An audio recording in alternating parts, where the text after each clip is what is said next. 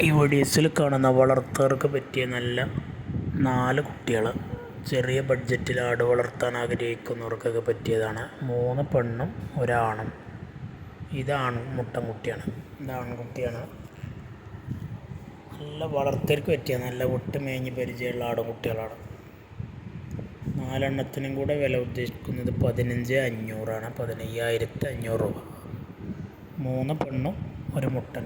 ഇത് കാണുന്ന 3 പെണ്ണാണ്. ഈ ബ്ലാക്കും 2 വൈറ്റും, 3 കുട്ടികളും പെൺകുട്ടികൾ.